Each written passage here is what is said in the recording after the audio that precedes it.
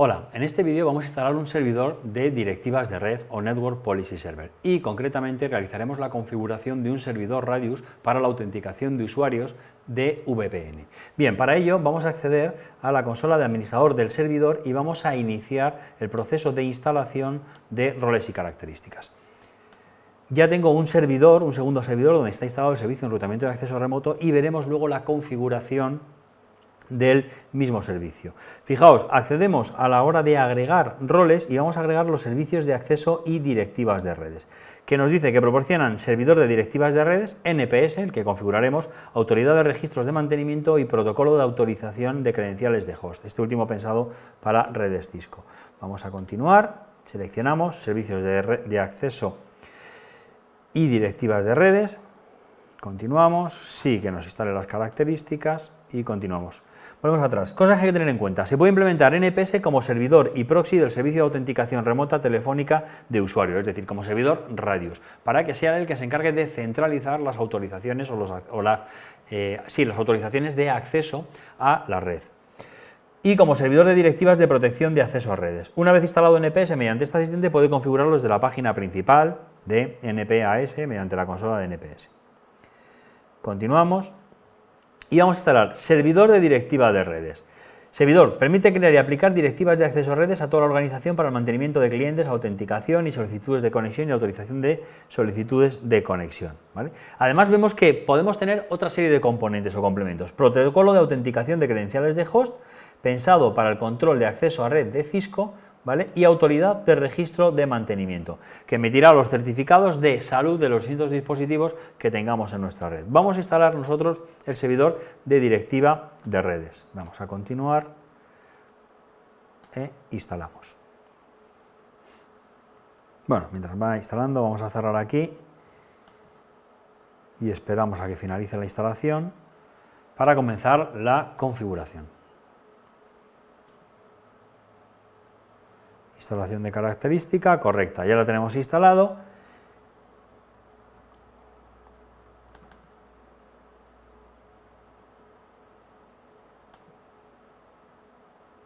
¿Vale? Y vamos a abrir la consola, servidor de directiva de redes. Fijaos, lo primero que vamos a hacer va a ser una configuración inicial. Configuración estándar, seleccione el escenario de configuración en la lista y haga clic en el vínculo para abrir el asistente y nos da varias opciones de configuración. Protección de acceso a redes, servidor Radius para conexiones VPN o acceso telefónico y servidor Radius para conexiones cableadas o inalámbricas. En nuestro caso, porque tenemos ya un escenario con un servicio de enrutamiento de acceso remoto con servidor RAS VPN, vamos a instalar o a configurar esta opción, servidor Radius para conexiones de acceso VPN. ¿Qué es un servidor Radius? Servidor Radius va a ser el servidor que va a centralizar la autorización del acceso a la red de los usuarios. Es decir, fijaos en un escenario en el que podamos tener múltiples servidores VPN, por ejemplo, cada uno de ellos debería mantener una base de datos individual de usuarios a los cuales les vayamos a autorizar el acceso VPN. Y nos planteémonos una empresa que pueda tener 60 usuarios de acceso remoto distribuidos por toda la geografía que necesitan conectarse eventualmente a nuestra organización, a la sede de la organización para descargar o para actualizar información y que vamos a tener o va a tener 5 o 6 servidores VPN pendientes de esas solicitudes de conexión. Bien, si no utilizáramos un servidor Radius o no tuviéramos una autenticación centralizada, cada uno de esos 6 servidores debería tener una cuenta para cada uno de los usuarios, de forma que además fueran actualizadas las contraseñas convenientemente en todos ellos. Porque como no sabemos en qué servidor se va a conectar un usuario o a qué servidor se va a conectar el usuario, deberíamos mantener toda esa información actualizada. Cuando centralizamos el servicio, lo que estamos haciendo es mantener una única base de datos de usuario con una contraseña correspondiente y todos los servidores de acceso remoto, cuando reciben una solicitud, lo que hacen es reenviársela al servidor Radius, en este caso, para que sea él el que certifique si se autoriza o no ese acceso. Bien, lo que vamos a hacer entonces es, una vez hayamos configurado el servidor Radius, podremos definir qué directivas queremos que cumplan los usuarios para que sean autenticados por el servidor Radius y además deberemos identificar qué base de datos de usuario queremos que use. Porque el servidor Radius puede utilizar una base de datos local de un servidor miembro miembro o de un servidor independiente que no forme parte del dominio, tendrá una base de datos local de usuarios, pero también podría hacer uso de la base de datos de Active Directory, y para ello debemos integrar Radius dentro de Active Directory. En el caso de los controladores de dominio, como va a ser mi caso y veremos, ya están integrados de manera automática, básicamente porque el servicio Radius como tal accede a la base de datos de la máquina donde la hemos instalado, y al ser un controlador de dominio es la propia base de datos de Active Directory. En el caso de que fuera un servidor miembro, por defecto atacaría a esa base de datos local y deberíamos integrarla en Active Directory para que fuera capaz de buscar usuarios y sus correspondientes contraseñas contra la base de datos de Active Directory. Bien, vamos a realizar la instalación. Fijaos, servidor Radius para conexiones VPN, conexión o configuración como tal, van a ser para conexiones de red privada VPN, ¿vale? Nos marca el asistente, podemos marcar cualquiera de las dos, en este caso es, y clientes Radius, es decir, qué servidores de VPN voy a autorizar el acceso, qué servidores de VPN me van a consultar a los cuales yo les daré respuesta respecto a si el usuario y su contraseña correspondiente están autorizados para el acceso. En mi caso tengo uno, nombre descriptivo es nfsrv02, o casi mejor vamos a poner aquí la IP 192.168.2.102.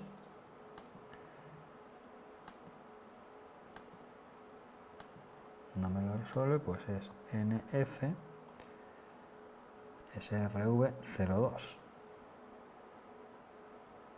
Y secreto compartido es clave que vamos a compartir en este extremo, y en el otro extremo configuraremos evidentemente el servidor con posterioridad para que comprueben que lógicamente están autenticados y autorizados para ese cambio. Vamos a poner como contraseña 1 en minúscula. Aceptamos, ya tenemos nuestro servidor en nfsrv02, ¿vale? Tipo de autenticación que se va a utilizar, en este caso MSChat versión 2, y grupos. ¿A quién vamos a autorizar? Usuarios del dominio. Fijaos que en este caso no solo estamos configurando Radius indicando qué clientes van a ser los que le van a reenviar la información de autenticación, sino que además ya estamos especificando la directiva de conexión que vamos a permitir, ¿vale? Tipo de plantilla, no hay ninguno, vale, para direccionamiento IP, tipos de cifrados que se va a utilizar en la comunicación, VPN, no hay dominio Kerberos y finalizamos, ¿vale? Cliente Radius, conexión VPN.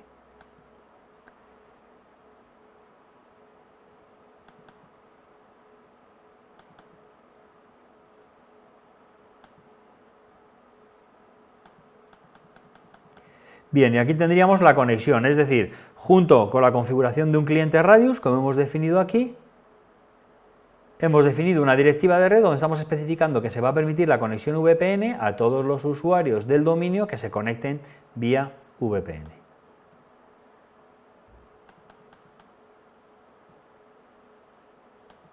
Directiva de mantenimiento.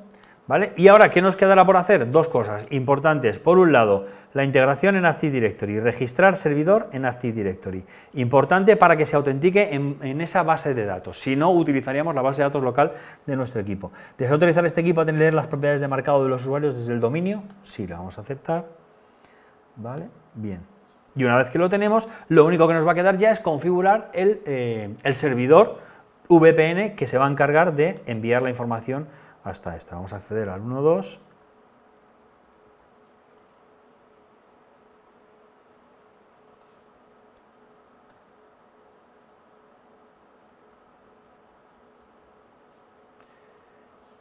Aquí tenemos nuestro servicio de enrutamiento de acceso remoto y como vemos en las propiedades de este servicio, en seguridad, le vamos a identificar el proveedor de autenticación, que tenemos opciones que sea Windows, base de datos local, o Radius. En mi caso vamos a configurar Radius, servidor 192.168.2.101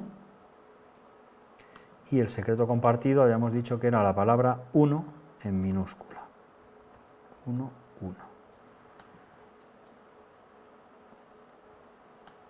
Puertos estándar por defecto.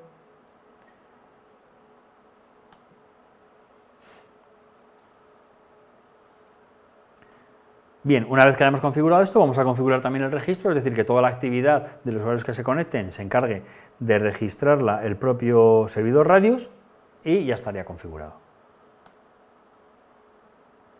Bien. cuenta de Windows, vamos a decirle también que sea Radius, agregamos la misma información, 192, 168, 201.